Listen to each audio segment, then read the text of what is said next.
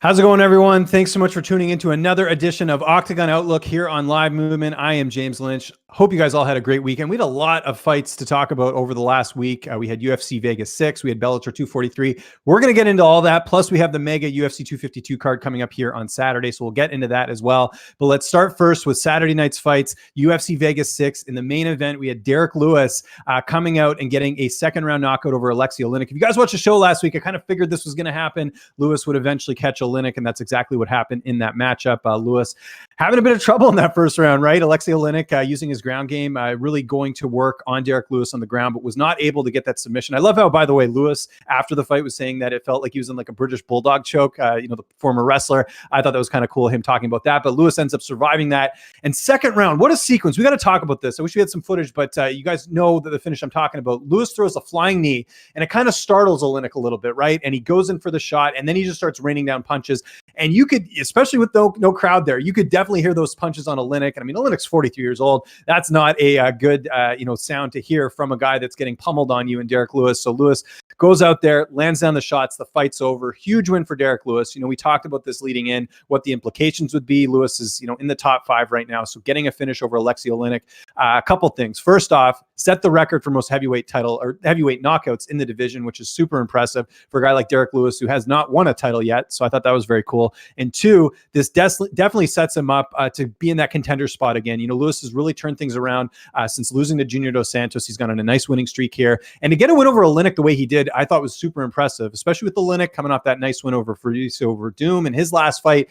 He really, silenced any critics that thought that, he was too slow, or, he wasn't finishing fights. That was another thing. I saw a lot of people going into this fight being like, well, Lewis hasn't finished anyone. Him losing weight has made him lose power. That wasn't a factor. He finishes Oleinik. Huge implications there. He wants Curtis Blaydes next. I'm all for it. I found it very interesting, like I mentioned on the preview show, that they announced this fight before Blaydes fought Alexander Volkov. Now he wants to fight Blaydes. Stylistically, I don't think that's a great matchup for Lewis, but we'll see if the UFC puts this together. They're really going to have to see what happens with the heavyweight title here on Saturday, which we'll get into a little bit later. But nonetheless, big win there for Derrick Lewis. And for Alexei Oleinik, it's a setback, but he had a nice winning streak heading into this one. So we'll see what they decide to do with him next. But he's still a top guy, just unfortunately not a contender at this point.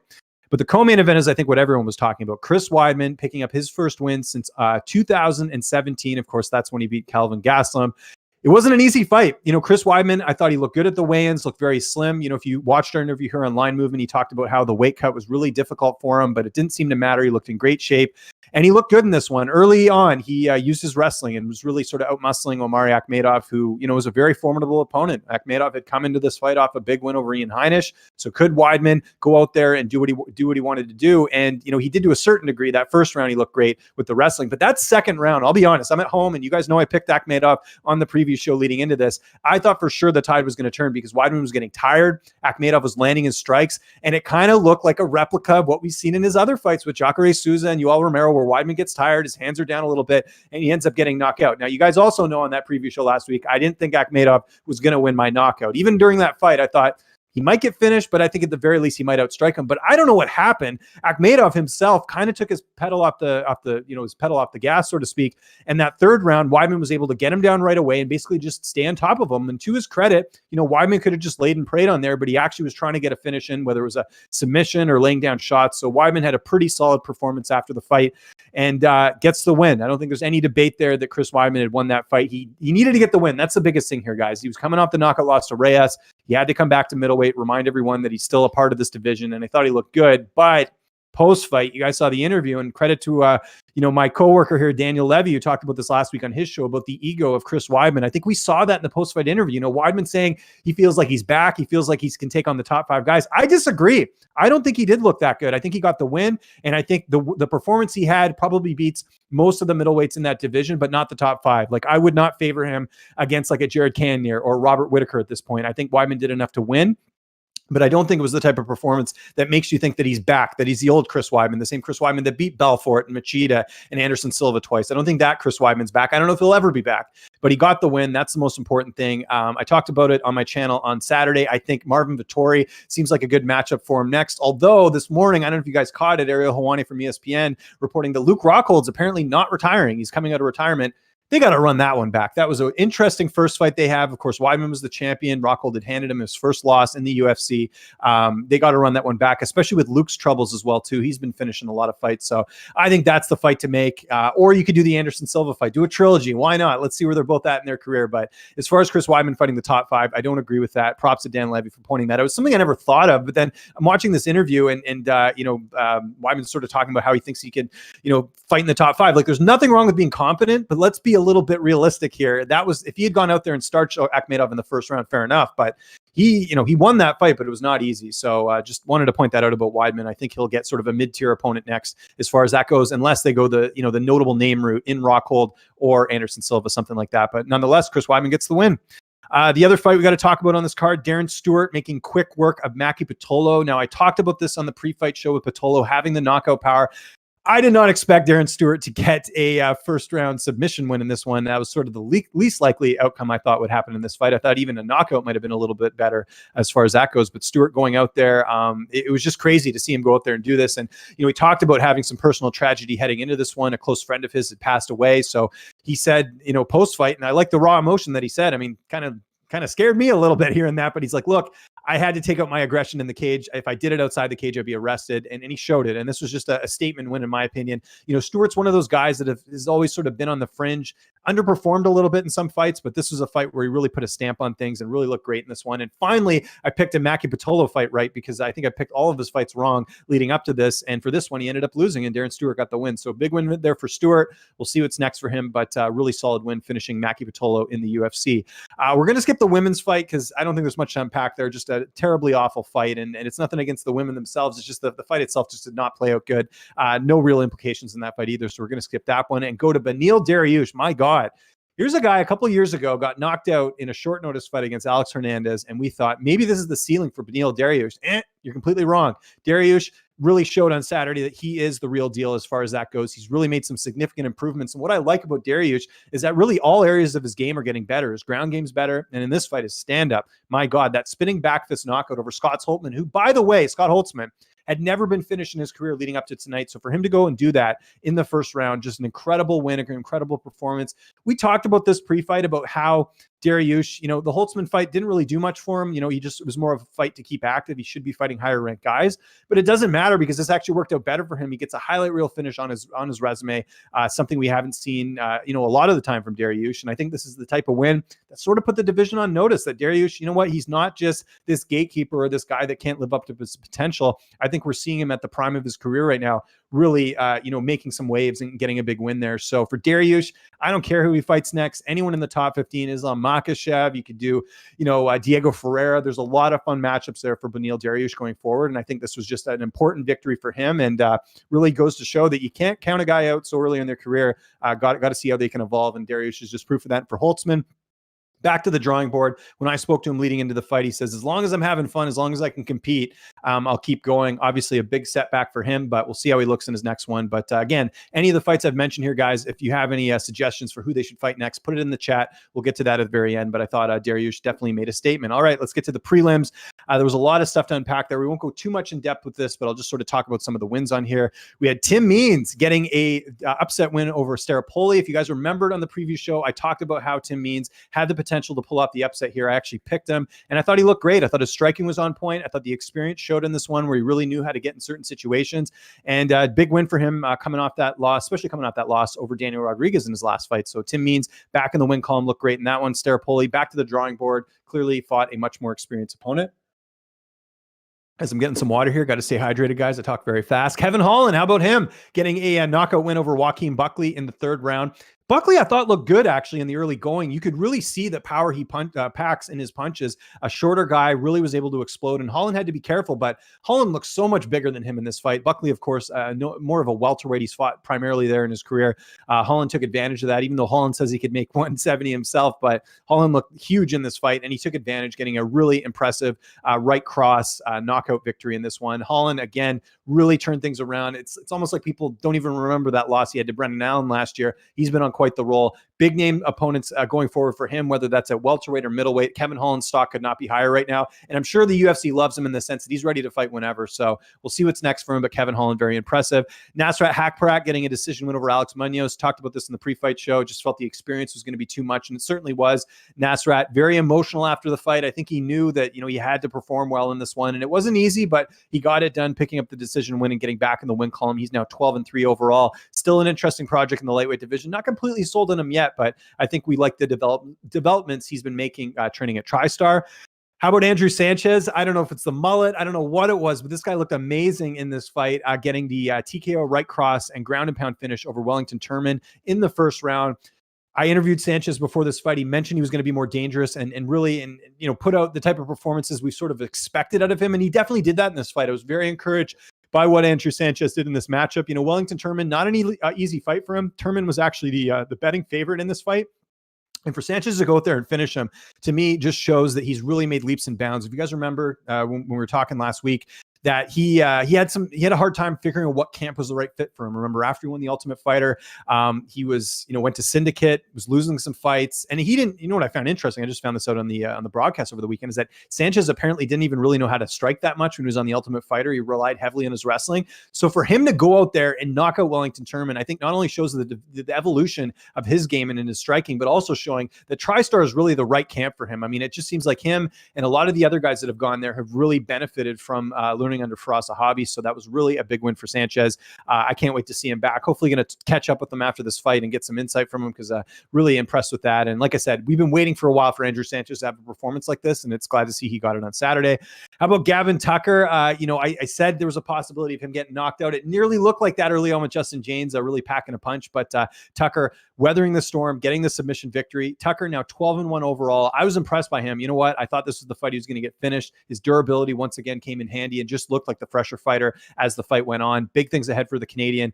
I don't know who you match him up with next, maybe like an Andre Fili or something like that. I mean, maybe Fili's a little bit ahead in the rankings, but someone that's going to bring an exciting fight to him, because that's what we got here on Saturday. And I think for Tucker, huge win for him. For Jaynes, I wonder if 155 is a better weight class for him. I'm sure he cut a lot of weight to get to 145. We'll see what's next for him. But Jaynes, no shame in losing to Gavin Tucker because he nearly beat him. So I thought that was good.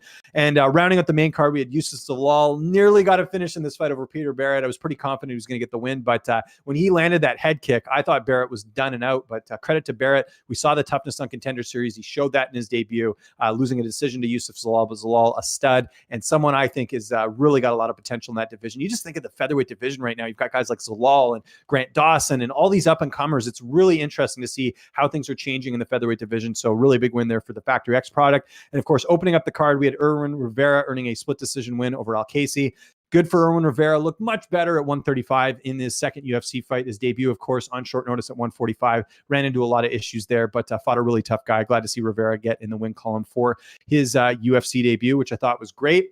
But the UFC wasn't the only card we had last week. Bellator 243 went down at the Mohegan Sun Arena in Uncasville, Connecticut. And in the main event, my God, if you want to go into free agency on the last fight of your contract, you got to do what Michael Chandler did on Friday night, knocking out Benson Henderson. First knockout loss for Bendo since 2014. So Chandler, again, this is a close fight leading up to it. I mean, Henderson threw some nice kicks. He was doing a really good job, but Chandler, he didn't really hit him with that type of a shot, that much of a powerful shot, I should say, but went out there and got a really impressive knockout win. Chandler now improves to 21-5 overall.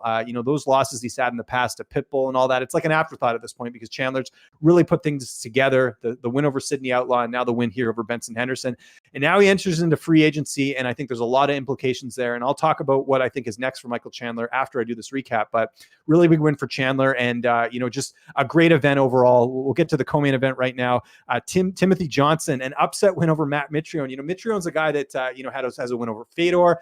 He really looked like he was going to make some waves and potentially win a title in Bellator. But since then, it's been a bit of a rough go for Matt Mitrione. Since beating Fedor, he beat Roy Nelson, but ever since that, he lost to Bader, he lost to Haratonov, and now he's lost to Tim Johnson.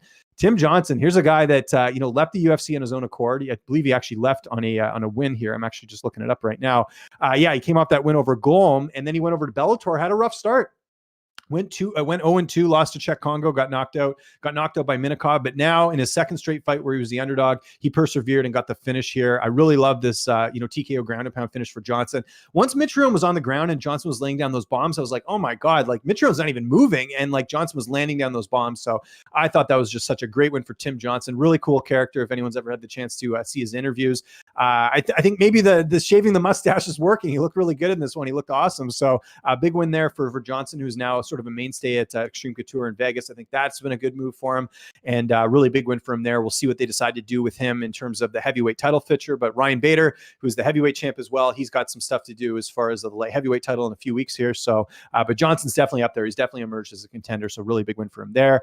The other fights on that card, we'll just sort of zoom through this quickly. Miles Jury getting a split decision over Georgi Karhakian. I actually thought Karhakian looked really good at lightweight, but Jury, just the better fighter. I think he's a guy that is going to give a lot of lightweights problem in Bellator's 155-pound division. Solid effort, and he goes out there and gets his first Bellator victory after he dropping his debut to Benson Henderson. So really big win there for Miles Jury, who takes care of business. Actually, it's his second win. I forgot he had that win over Brandon Gertz in his last fight, but nonetheless, Miles Jury, big win for him. How about Sabah Hamasi? I will be the first one to admit I counted him out in this fight against Curtis Millender. I thought this was a tailor-made matchup for Millender to get a finish, but Hamasi had an incredible game plan. Millender can't stop a takedown. I don't know what has happened to him, but he did not look good in this fight. Hamasi, great game plan, went out there, did everything he needed to do to win a decision here. Hamasi looks awesome and definitely got the job done here by getting the decision win over Curtis Millender. So great win there. Some other highlights quickly we'll mention. Adam Borax getting back in the win column, defeating Mike Hamill. Really good win there for him. How about Chris Lecchione and AJ Agazarm? A weird fight. Lecchione wins the fight. Agazarm says the judges were biased towards Lecchione, yet one of the judges who he was calling out, Douglas Crosby, actually gave a round to Agazarm. So AJ Agazarm's stock could have knocked down lower. Just seemed like a really sore loser after this fight. And Chris Lecchione enjoying all of it, still talking trash and stuff. I don't know what they're going to do with AJ Agazarm now. He's 3-2 in Bellator. I thought there'd be some potential here, but it just seems like he's not really putting it together. So we'll see what's next for him. But Lecchione, another big win for him. He's 7-2 overall. Someone to watch in that featherweight division. How about Valerie Laredo? We got to talk about her. Talked a lot of crap. By the way, I do got to point out, so in the post-fight interview, first off, she won by TKO. Great win. Really silenced a lot of critics and is now 3-0, and someone they're really pushing. Obviously, she markets herself a lot and everything like that. But she talked in the post-fight press conference about Tara Graf saying she was demoralizing women. Well, guess who interviewed Tara Graf and got that quote about her saying she was demoralized? It was me. So I thought that was kind of funny. And I got so much hate over the weekend, people going back to that Tara Graf interview being like, see, you get what you deserve and all this. So I thought that was kind of funny where Tara Graf ended up losing this one. Valerie Laredo gets the win. Continue to build her up slowly, but she's a really interesting addition to the Bellator roster, especially at flyweight, a division where they got the champ Lima McFarland. I think you'll see them continue to build on that division and really use her and match her up properly. Not like MVP and not like Aaron Pico, but somewhere in between there. Just try and slowly build her up because she's definitely going to be a star for them. I can tell you just from the feedback on the Graf interview and everything else that I've seen, people are definitely interested in her. So really big win there for Valerie Laredo, who silenced her critics. All right. So I mentioned off the top there, Michael Chandler is now going to be entering into free agency. And a lot of questions are asking, what should he do? Should he stay with Bellator? He's sort of been the face of that promotion for years. I think a lot of people would like to see that rematch between him and Patricio Pitbull Freite, the lightweight champion. But I'm telling you guys right now, now's the time for Michael Chandler to go to the UFC. All right. Michael Chandler, to me, has done everything he needs to do in Bellator. It would be great to see him rematch Pitbull. I think that's a very intriguing fight, and I have no idea how that will go because Pitbull is very talented himself. But Chandler, I think we want to see what level he's at overall, and I think you do that by going to the UFC. And this is a great opportunity. And look, I know some other people have suggested go to one championship. We can get that trilogy fight with Eddie Alvarez. That's great, but Chandler's so talented, and this win was so monumental on the weekend. I think you have to see him in the UFC at this point. So I think Chandler's made a nice paycheck in Bellator. He's going to continue to get that in Bellator, but why not go test yourself in the UFC? Chandler's in the prime of his career right now. He's coming off a huge win over a former UFC champion.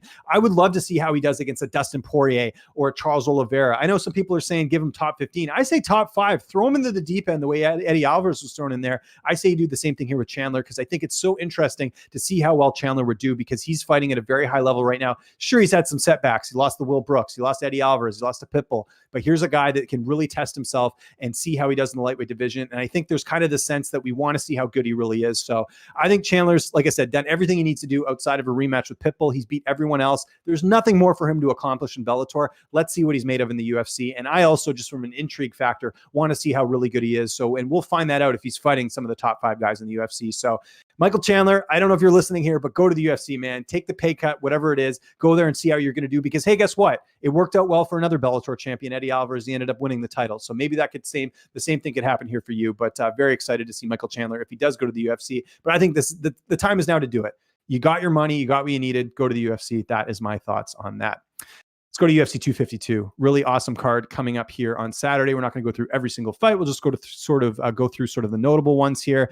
We're going to start first with the featherweight division. We've got TJ Brown taking on Danny Chavez. Brown's the favorite, obviously already fought in the UFC, had that disappointing debut against Jordan Griffin where he submitted, but he's taking on a guy in Danny Chavez, a pretty notable guy in the regional scene, a product out of MMA Masters in Florida, a guy that's really grinded his way up there. He's got a 10-3 record, and he's taking on a guy in TJ Brown who's solid himself. But I like TJ Brown in this fight. I think Brown, learned from that first fight where I think he got a little bit excited in that one against Jordan Griffin and ended up working against him. I mean, here's a guy known for his submissions, gets submitted in the last fight against Jordan Griffin. I think his ground game's better than Danny Chavez. And I think there's go out there and get that first UFC win. I mean, here's a guy that gets to roll on the ground every day with Bryce Mitchell, one of the best submission artists at 145. So I think the ground game is definitely on the side of TJ Brown. I think he's just got to calm things down a little bit, go in there, pick his shots, and really, go out there and put on a good performance and just mainly get the win. So I could see him either submitting Danny Chavez in the second or third round or picking up a decision because he's trying to play it safe and get that first UFC victory. But Brown, spoke to him before this fight, very confident going into this one. He knows the mistakes he made. He's ready to go. TJ Brown, downtown TJ Brown, that is my pick for this one. I think he goes out there and puts on a great performance over Danny Chavez.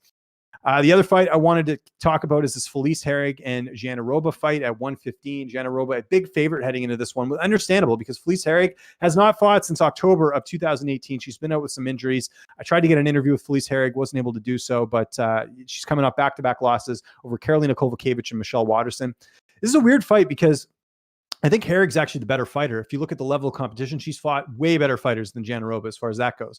But the age, getting up there, she's 35 years old. And I know you're not supposed to talk about a woman's age, but in this fight, in this situation, I will, because I think it does play a role. Usually when a fighter's had a long layoff and they're a bit older, it doesn't usually bode well for them. Like, I can't recall of anyone, at least off the top of my head, that has gone out there after a long injury, come back at in their mid 30s and done well and, gone on a big run. I don't see that happening here, but I do think that Herrig is someone that, has the potential to pull off the upset here. Now, JANDIROBA has looked good so far in her UFC debut. She obviously dropped that to Carla Esparza, was out wrestled in that one, but the second fight got a quick win over second round win, I should say, over Mallory Martin, where she really got to show her ground game in this one. I kind of see this fight being competitive in the sense that I think Herrig could look better than we think she is. And I definitely think the value is, if you're ever going to bet this fight, would be on Herrig, because it's crazy that she's such a big underdog in this one. But JANDIROBA, I think, just with the fact she's been more active, just with the fact that she's coming off a good win herself, I do expect her to win this one. And I know you guys hate when I say decision here, but I do see this going the distance because you've got a fighter who hasn't fought in a while. You've got women's fights that in general just go the distance. I mean, JANDIROBA usually submits her opponent, and we have seen Herrig submitted, but not to the level. I mean, way better fighters as far as that goes. I mean, you look at the level of competition that Herrig's fought. Michelle Watterson, Karolina Kowalkiewicz, has a win over Courtney Casey, has a win over Alexa Grasso. She lost to Paige Van Zandt. I'm pretty sure if they had that rematch now, I'd favor Herrig in that one. But I think this is a fight that people can't overlook with Herrig and her experience. I could see her potentially pulling off the upset, but I'm not going to pull the trigger on this one. I'll take JANDIROBA by decision, but just keep in mind that Herrig has fought the better competition, and that is something to keep in mind when looking at this fight. Let's move things along to another interesting fight, Herbert Burns and Daniel Pineda. Now, this is a weird fight for me because Pineda's coming off a no contest in PFL where he was actually caught for PEDs. So it's very strange that the UFC is bringing him in off a no contest. You'd figured they'd want to bring someone in off a win. I know the odd time they've signed someone off a loss, but this is really weird. And this is actually Pineda's return. If you remember, he fought in the UFC way back during the FX days. He actually fought way back in, I'm going to look it up here. It was 2012. So making his return, he actually fought Mike Brown, the ATT coach in the UFC, and ended up losing a decision there. Fought Justin Lawrence as well, fought Diego Brandao. So his first UFC stint did not go as planned. He ended up being 3-4, I think, in his first UFC stint. So didn't go according to plan, but he's back now and ready to make a mark. But I think this is the worst matchup for him possible. Herbert Burns, never been submitted in his career. Pineda's a guy that's got a good ground game, but I think Herbert Burns has got a better ground game. I also think Herbert Burns has better stand-up. I really expect Herbert Burns to win this fight. I'd be pretty surprised if Pineda does it. The only edge that Pineda has is that he's got experience. Burns only has 13 career fights. Pineda's got, 26? He's got at least close to 40 fights. So in my opinion, I think Pineda, has an experience edge, but I think Herbert Burns, this is his fight to lose unless he does something crazy. And granted, his last fight doesn't give us much to work with. Evan Dunham's a guy who's been on the fringe of retirement for a while, but that win over Nate Landwehr in his debut, I thought that's where Burns really shined. He looked great in that one. Good stand-up, got a knockout in that one. So I expect Burns to go out there and put on a great performance in this fight and really potentially stop Daniel Pineda or win a dominant decision. But I feel pretty confident Herbert Burns is going to get the win there. And just like his brother Gilbert, I think the momentum's been on his side lately. So give me Herbert Burns in that matchup. Let's continue on with the card. We've got interesting fight. We're going to skip ahead here to rounding out the prelims. We've got Jim Miller taking on Vince Pichel. And what's interesting right now is to see Pichel's the favorite, which I find interesting because Miller's been a lot more active. Pichel's like a one-a-year type guy in terms of his fights. I spoke to him actually last week, mentioned that he's had some injuries. That's the reason why he hasn't been in the cage. He was supposed to fight in November. An injury took him out of that, but he's all healed up. The other area of concern for Pichel in this fight is speaking to him, he mentioned that, his weight was not great at a certain point. He had to cut a lot of weight just to get down to this weight class. I think he at one point, I think he told me he was like up to like 180 or something. So not great for Pichel as far as that goes heading into the fight. And he's fighting a guy in Jim Miller who, coming off a really impressive win over Roosevelt Roberts earlier in June. I don't know what it is. Miller is a guy that you can't count out. He continues to get good wins, and you got to look at the level of competition here as well. Only losing to really good guys, minus Scott Holtzman. I mean, that's one I think he would have liked back. But look at this: Charles Oliveira, Dan Hooker, Trinaldo, Pettis, Poirier. I mean, he's fighting the who's who. As far as level of competition, it's not even close. Miller's fought way better guys as far as that goes. And for that reason, I actually am expecting him to pull off the upset here. I don't know if it'll be a submission or decision. I'll go submission in this one because that's typically how Miller wins his fights. But I just like the activity. I like the fact that, he's fought really good competition. I think Pichel, he just hasn't had a chance to really put the momentum together. Got the win over Roosevelt Roberts in his last fight, but it was a decision, whereas Miller went out there and finished him. So I expect Miller to go out there, get this fight to the ground and submit Vince Pichel. And I think he takes care of business in this one. I really like Miller for the upset, and I think he gets it done, and showing that age is not a factor. And it was so interesting. I was thinking, like, here's Miller, this veteran who's old. He's actually younger than Vince Pichel. Vince Pichel is 37 years old. Jim Miller is 36, but Miller way more accomplished. I got to go Jim Miller in this fight. I think that's you can't ignore the fact that he's an underdog here, which is really great. Let's go to the main card because that was our last fight in the prelims. We've got a rematch in the light heavyweight division between Magomed Ankalaev and Ian Cutelaba. If you missed the first fight, basically what happened, Ankalaev gets a quick win, 36 seconds, something like that, over Cutelaba. But there was controversy. People felt it was an early stoppage as far as the matchup goes, and so that's why they're running it back. They were supposed to do it in April. COVID obviously postponed that, so they're back here doing the fight. And there's a lot of trash talk leading up to this one too, right? Like there's a lot of bad blood. So this potentially could be fight of the night here. But as far as how this goes in the rematch, I don't see it going any differently. I think Ankalaev's the real deal. He's 11-1. His striking's on point. I think if he clips Cutelaba at some point, it's going to be night-night for him at 205 pounds. So I'm going to take Ankalaev, a second round knockout this time. I think these guys are going to feel each other a little bit out in the first round, get their timing down, but I think Ankalaev will hit him with a devastating shot in the second and put him out. So the pick here is going to be Ankalaev. And I think, right now, as far as him being not too much of a favorite, I think it might be worth a bet as well too. So I'm going to go Ankalaev in this fight to get the TKO victory in the second round. Let's continue things on here. Let's go to the bantamweight division. Awesome fight. Love this matchmaking here. John Dodson, Merab DVALISHVILI. DVALISHVILI a slight favorite heading into this fight. Now, we know what Dodson can do. He's still got knockout power. Showed that in his last fight against Nathaniel Wood, a fight where he's basically being fed to an up-and-comer to kind of build him up. But it didn't go according to plan because Dodson went out there, spoiled the party, knocked out Nathaniel Wood in that fight. So that was a huge win for Dodson, who's had some close fights, but also has some good wins too. Let's not forget, Dodson also has a win over Pedro Munoz, a guy you saw here on Line Movement last week, who he interviewed, who's now fighting Frankie Edgar in a few weeks. So that's a good win for Dodson. And DVALISHVILI is a guy that pretty much could be undefeated as far as that goes. He had that controversial loss to Frankie Saenz. He had the controversial loss to Ricky Simone. Here's a guy that could pretty well be on a nice winning streak heading into this one. And he is. I mean, he's actually coming off a really good win in his last fight where he took out Gustavo Lopez, which was a fight that was on short notice. Remember, he's supposed to fight Ray Borg. Borg couldn't fight. Lopez is in. Dangerous fight for DVALISHVILI, but he won it in aces there. And some of his wins too are just very quality. Brad Katona, the Ultimate Fighter winner, didn't finish him, but got a dominant win there. Casey Kenny, who had a nice winning streak heading into that fight. He, defeated Kenny in that one. What it's really going to come down to is, can DVALISHVILI neutralize the stand-up of Dodson? Dodson still has power at 135. He can knock you out, but, DVALISHVILI is a guy that gets to train with, in my opinion, one of the best bantamweights in the world, Aljamain Sterling. So that's a huge feather in his cap. And Dodson, obviously, coming from a great camp at Jackson Wink, getting to work with some high-level guys there as well. So I think what's going to happen in this fight, DVALISHVILI will end up out-grappling John Dodson, pushing him against the cage, making sure Dodson can't get on the outside and, use his speed and pick those shots. shots. I see DVALISHVILI doing what he always does, get sort of that, blue collar sort of win where he goes out there, out grapples his opponent and gets a decision victory. I'm not expecting a finish in this one, but I think DVALISHVILI will end up winning a decision in what will be his biggest career win to date. I think this is going to just show that DVALISHVILI is one of these, really top guys in the division. And I think he'll get a win here over John Dodson. So that's going to be the pick, DVALISHVILI by decision. By the way, I don't know if you guys caught it, but with my interview with DVALISHVILI, he mentioned that he's thinking about potentially dropping down to flyweight at some point. That division's getting going again, but the reason is because his teammate Aljamain Sterling likely fighting for the title next. If Aljo wins the title and DVALISHVILI keeps winning, he says that might be an option for him at flyweight. So could you imagine him at 125?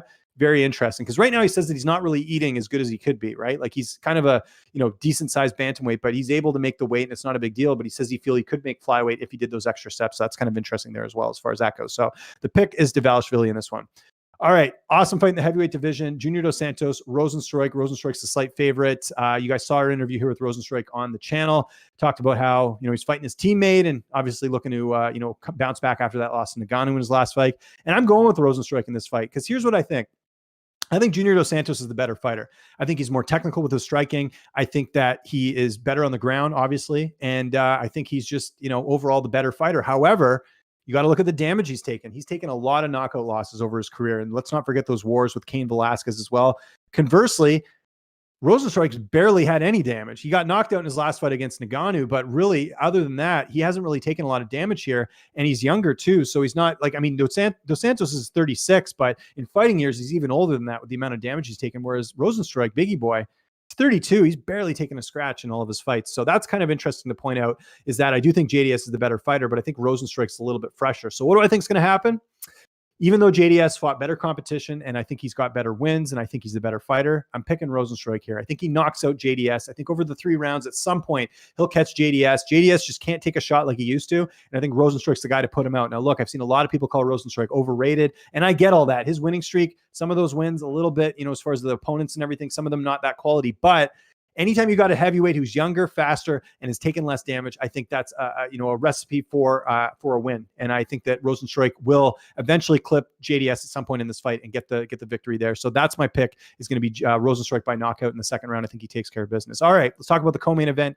Sean O'Malley, Chito Vera. Sean O'Malley about a 3-1 favorite on most books right now. And he's a guy that obviously has a lot of hype. The UFC is continuing to build him up. There's a reason he's in the co-main event, and it's not Chito Vera. It's because Sean O'Malley has done a fantastic job of building his brand. He's exciting. He gets these highlight reel finishes. But the one knock on Sean O'Malley has always been the level of competition. Even though he fought a former title challenger in Eddie Wineland in his last fight, Wineland was mid-30s, right? So not exactly the most tough competition as far as that goes. But Chito Vera, the one thing you got to look at in this fight is he's never been finished by stoppage. He's never been knocked out. He's never been submitted. He's a durable guy, and he will put you in a dogfight as much as you can. So people thinking, and I've seen it, trust me, I do those prospects videos, been reading the comments, O'Malley's going to knock this guy out. He's not even ranked, all this stuff. That's not going to happen. I think O'Malley could win by knockout, but it's not going to be a quick finish. Chito Vera is a dog fight when it comes to any fight that he's in. He's a guy that will definitely bring it to you. And I don't think this is going to be an easy fight for Sean O'Malley. And I don't think he should be this much of a favorite on the betting odds as far as that goes. I think O'Malley's very talented, and I think we're seeing a better version of him every fight. But I think Vera's durability is good. And if O'Malley doesn't get that early finish, what's going to happen? I think, Vera might be able to take over because he has that experience of going 3 rounds and having those fights that are really competitive and close. And by the way, I thought Vera won his last fight. So realistically, he should be ranked and he should be on a winning streak. So that's what makes this fight even more interesting. If you watch the interview here on the channel, Vera getting some great training at Oyama's and doing some cross training as well. He's well prepared for this one. And I think he knows the opportunity that's at hand. He kind of didn't want to admit it, didn't want to show his hand, so to speak, but you could tell how excited he was about being in the co-main event. It's a long time coming for a guy that's always put on exciting fights in the UFC. So the pick is going to be O'Malley.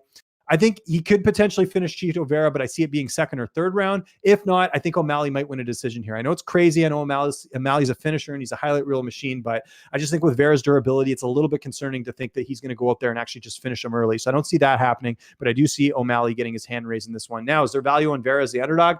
Potentially. I do think this will be an interesting matchup, and we're going to learn a lot about both fighters here. Is Vera at that level where he's, creeping closer to being a contender?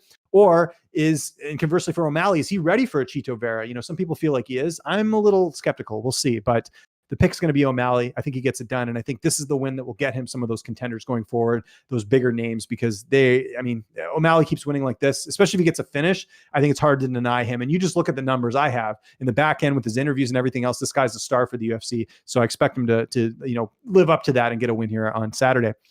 All right, let's get to the main event, the trilogy fight between Stipe Miocic and Daniel Cormier. A lot of implications here on this fight, and I will talk about that shortly as far as that goes. But I really feel like this is, a legacy-defining fight for both guys, and I'll talk about that after. But right now, I see Miocic as a slight favorite, I think, heading into this one. Really competitive fight. This is how I break it down. I'm going to keep it simple for you guys.